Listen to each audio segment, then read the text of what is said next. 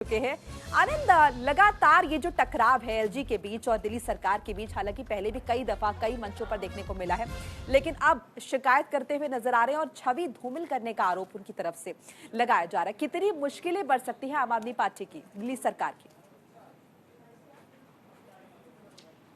मोनिका, अगर बात की जाए अब के लेटर की, तो ये किसी से छुपा नहीं है कि दिल्ली सरकार और एलजी के बीच में टकराव लगातार रहता है और आलम कुछ कदर इस बार तक चला गया कि कई बार कोर्ट तक का दरवाजा खटखटाया गया, जिसके बाद अब एलजी ने लेटर लिखा है मिनिस्ट्री ऑफ होम अफेयर यानी गृह मंत्रालय को, जिन्होंने उनमें लेटर में ये बताया है कि दिल्ली सरकार लगातार एलजी की छवि को धूमिल करने का प्रयास कर रही है और कहीं ना कहीं गंभीर आरोप भी उसमें लगाए गए हैं कि कोर्ट तक को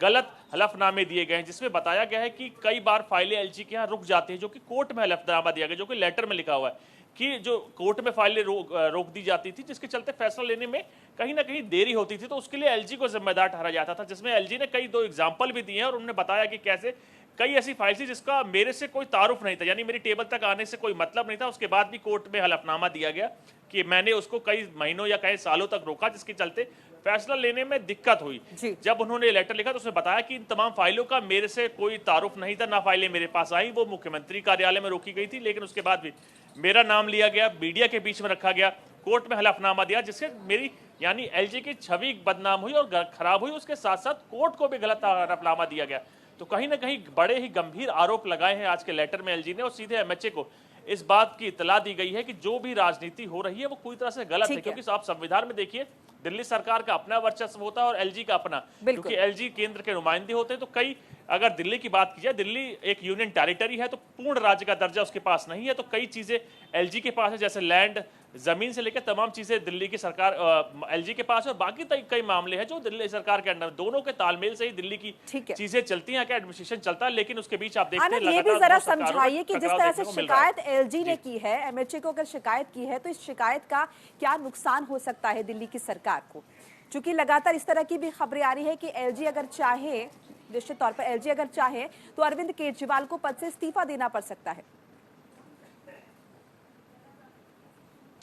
जी बिल्कुल, अगर आप अभी का घटनाक्रम देखें तो पूरी तरह से ये साफ है कि दिल्ली की सरकार उस वक्त जेल से चल रही, क्योंकि मुख्यमंत्री खुद जेल में है। मुख्यमंत्री वो जो संवैधानिक तौर पर अगर बात की जाए, stars among the shining stars, वो यानी जो तमाम स्टार्स मतलब तमाम मंत्री होते हैं उसमें शाइनिंग स्टार्स होता है मुख्यमंत्री, और इस वक्त जेल में है, जो कि संविधान में पूरी तरह से इसको लेकर स्पष्ट तौर पर नहीं लिखा गया, लेकिन शुचिता के पूरी तरह से अगेंस्ट है। और अगर कोई भी मुख्यमंत्री जेल से सरकार चलाता तो वो शुचिता के अगेंस्ट यानी मोरालिटी के अगेंस्ट होने के चलते आपने देखा पहले भी कई मुख्यमंत्रियों ने रिजाइन किया था। लेकिन अभी का आप दौर देखिए तो मुख्यमंत्री को तिहाड़ जेल में गए कई दिन हो चुके हैं, उसके बाद भी अभी तक उन्होंने रिजाइन नहीं किया है। जिसके बाद एक बार एलजी ने भी एक मीडिया चैनल को इंटरव्यू देने के दौरान बताया था कि कभी भी या मॉरल टाइप के साथ साथ दिल्ली की सरकार जेल से नहीं चल सकती। तो जो लेटर लिखा है तो कहीं ना कहीं इस पर गंभीर आरोप लगाने के साथ साथ अभी भी बॉल एलजी के पाले में है कि क्या एलजी मुख्यमंत्री से इस्तीफा दिलवाते हैं या सीधे उनको एक्सपेल्ड करते हैं। तो अभी नजर रहेगी घटनाक्रम पे कि दिल्ली की सरकार कैसे और किस कदर